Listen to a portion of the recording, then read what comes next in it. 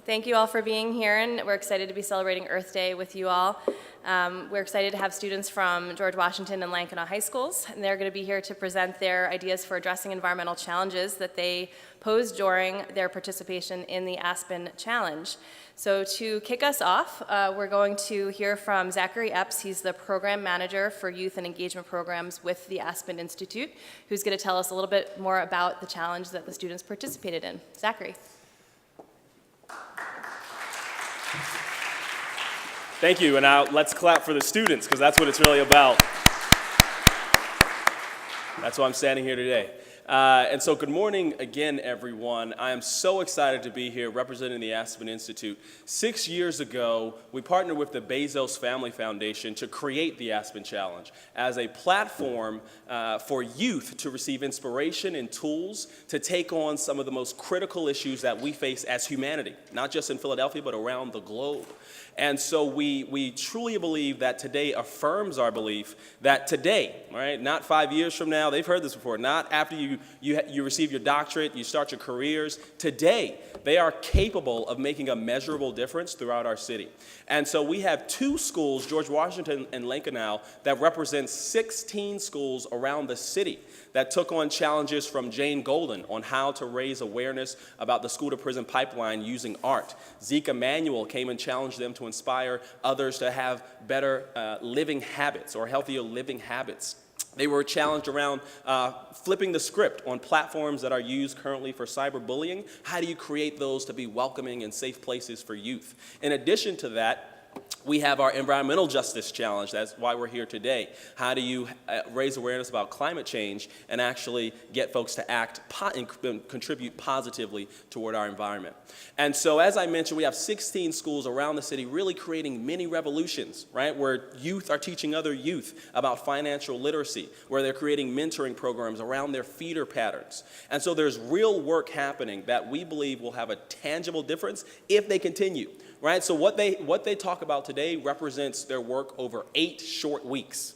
8 weeks. We tell them to get a team together, right? People who may not know each other, come together as a team. You're in different grades, maybe different parts of the city for some schools. Come together as a team, choose your challenge, define your community, right? So they could choose their school, their city, the Commonwealth of Pennsylvania. Define your community, come up with an idea, try it, get others involved, test it, measure it, and then come back 8 weeks later and present it. And so we are thrilled with what they're able to accomplish within that 8 weeks, but today, and moments and opportunities like this will inspire them to keep pushing, because we judge them. We judge them on sustainability, originality and creativity, teamwork, and feasibility. So we put them to the test. And so without further ado, I'm going to allow our other speakers to get up, because, again, we're here because of the students, and I don't want to take too much time away from their presentation. So thank you again, and I'll stick around if there's any questions about our program. Thank you, Zachary. And in the Office of Sustainability, we have a lot of wonderful partners, and among them is the School District of Philadelphia. So we are really grateful to Francine and Megan and others at the school district for helping to pull this presentation together so quickly, and for all their partnership throughout the year. With that, I want to bring up from the School District of Philadelphia, Dr. Sean Bird, who's the Chief of Schools. Good morning, thank you. I also want to just congratulate the students who made presentations. I got to see your presentations the other day at the Aspen Challenge, so congratulations on the job, very well done. I know that you had a very short period of time to pull this together, and it was very impressive. Mary, you're going to be very impressed with the students that have come here to present.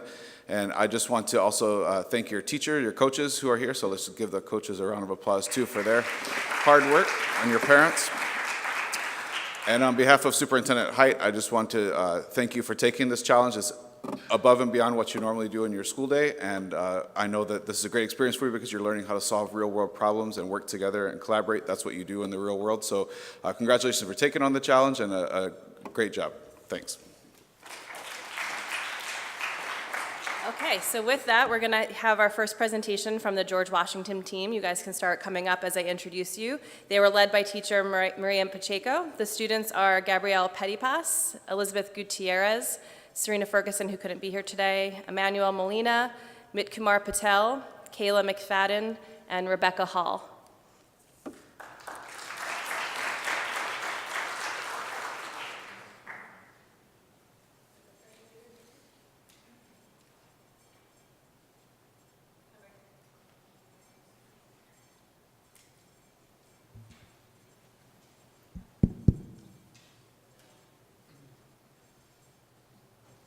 Hi, I'm Kayla.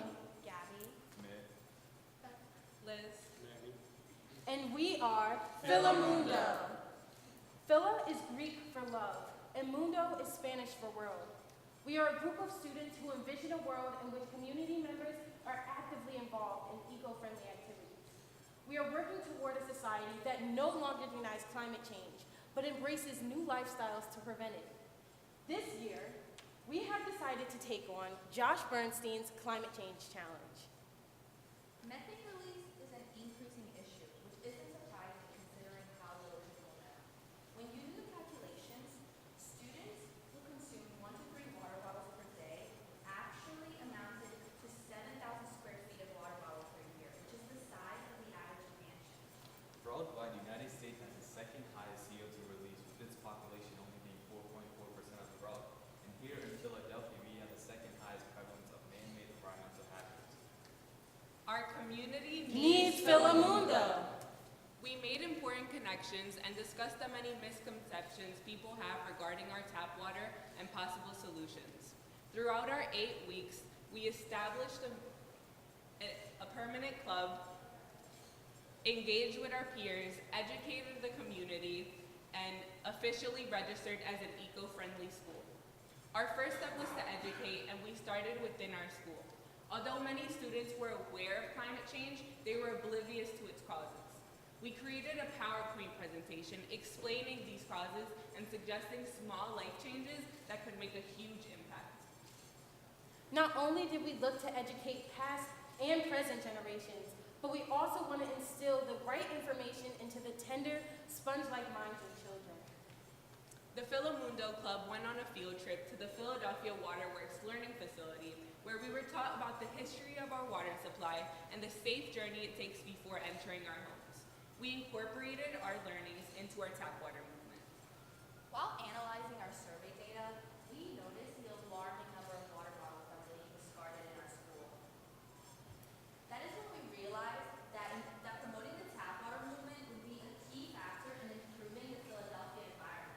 If we just teach our citizens about the great tap water we have, we could gradually reduce the amount of plastic that we have in our city, and therefore improving our environment so much more.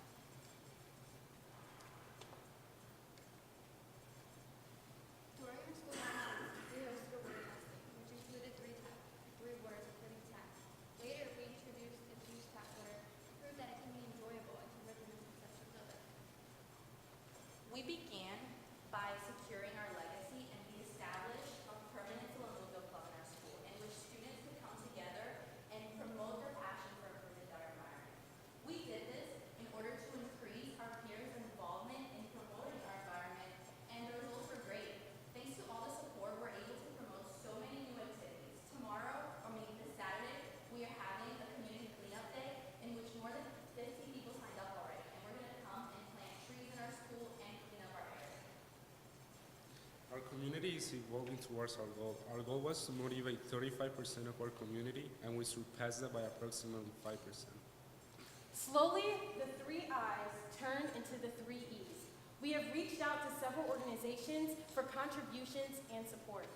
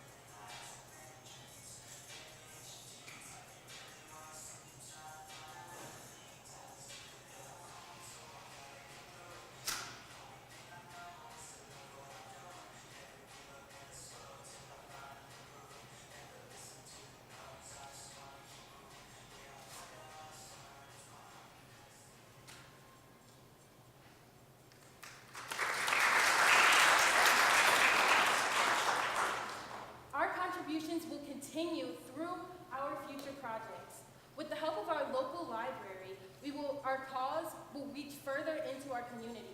We will continue to push for a local compost pile and expand the variety of seeds in our garden.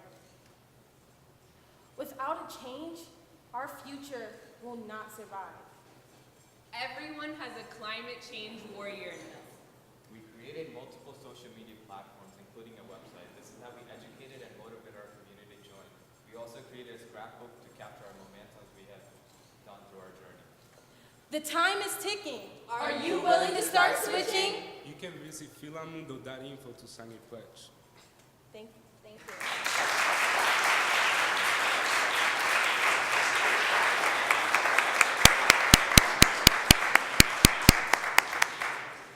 That was wonderful, thank you. That was very inspiring. I could see why you guys came in second place, is that right?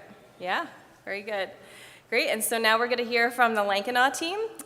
You guys can also start coming up. As I announced, they were led by teachers Erica Stefanovic and Mike Hardisky. The students are Bria Taylor, Stephanie Kosam-Roos, Jaquan Boykins, Kyle Johnson, Juliana Renhifo, Lachey Thomas, James Jackson, and Dana Shaw.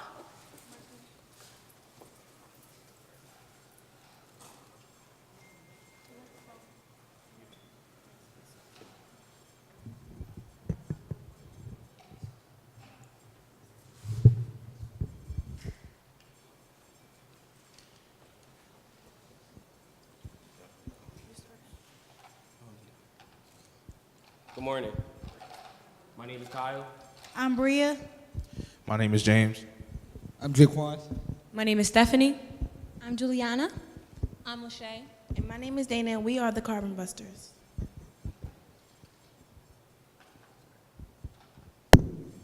Our challenge was to educate our community about the risks and factors that contribute to climate change and to raise community awareness, involvement, and action to help involve the health of our urban environment. And to this, we said, challenge accepted. As you can see on the left side of the chart, it represents the percentage of the world's population. As you can see, the United States has a 4.5 percentage, which equals to 320 million persons on this, in this country. But on the right side of the chart, we represent 15.6% of the world's carbon footprint, which equals out to 1.1 trillion pounds of carbon emissions, or 3,400 pounds per person a year of carbon emissions. Why we should care. Natural disasters, severe weather change, such as flooding, wildfires, and hurricanes. If we don't reduce our carbon emission, our global temperatures will continue to rise, leading to more extreme weather. This is something we don't want now or for our future.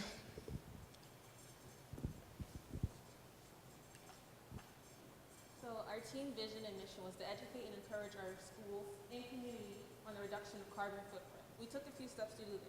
First, we switched out all fluorescent light bulbs with LED ones. Next, we planted plants in every room. Then we held a presentation for our school and community, educating them on carbon footprint reduction, where they filled out a carbon footprint calculator. They were educated on what they needed to do to reduce their amount of carbon footprint by using reusable products, what you gave them, which is a water bottle.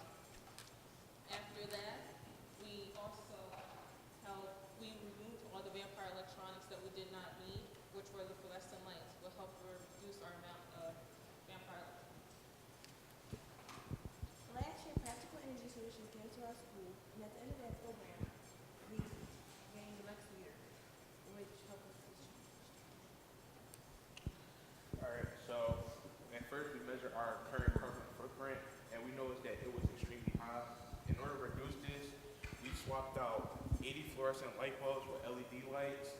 By doing this, we saved over 1,500 watts each day, and this will help save over 11 million watts over the course of a 5-year warranty. We also measured the amount of lighting in each of our classes and noticed that it was almost double the recommended amount. So in order to reduce this, we went to each classroom and took out about half the amount of lights. By doing this, we saved over 9,500 watts each day. Now, before we took out the 297 light bulbs, our CO2 emission per day was about 537 pounds, and our CO2 emission per school year was 96,693 pounds. We saved about 145 pounds per day and about 26,000 pounds per school year with just removing the lights. By that, we reached our goal and took out 30%. We got the cost down to less than $5,000, and if we replace the rest of our fluorescent light bulbs with LED lights, then we'll get our carbon CO2 emission reduced to 60% in our school. Now, this project alone reduced our community energy consumption by 35%. 30% is from our school building, which is now permanent. 5% come from the individuals inside our school taking action at home. We also, this project is just one of many projects that we had during the school. Since our school been in the city of Philadelphia, we have had a botany club, which is now a class, and we have created wildflower gardens, we have created vegetable gardens, where we create our own vegetables so they're fresh, so the students can eat for lunch.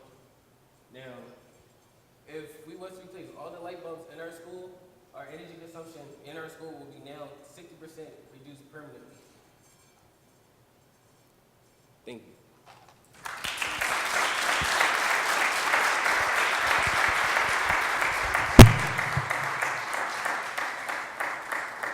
Thank you so much, students. And we're doing the same thing in our city buildings. We're replacing a lot of our old lights with LEDs as well. So when you look around City Hall, you'll notice some of those as well, because it's saving us energy and saving us money as well. Now, it's my pleasure to introduce Mayor Kenny to provide some remarks on your presentations. Well, thank you very much and good morning. And I just want to tell you how proud I am of you. You know, a lot of things are said about our school system that's really not true. A lot of people have attitudes about our kids that are really not true. And when I see you up here presenting in a way that adults would present in a corporation, because I've been on corporate boards before and I've seen these presentations, you're right there with them, and you're not even out of high school yet. So I want to thank you for what you're doing. I want to thank us as a city for staying in the Paris Accord and you know, avoiding the things that this crazy president is saying and trying to do. But most important thing is to congratulate you on your efforts at the Aspen Challenge, but also to tell you that we really do respect and admire who you are, what you're going to do. The future ahead of you is extremely bright. And even though we have a lot of chaos and mess going on in the country and in the city even now, there's nothing better than seeing bright young people who know what they're doing, know what they're talking about, and are making a difference in our community. So I just want to thank you very, very much for what you've done. Keep up the good work, and the future is bright for all of you. Thanks.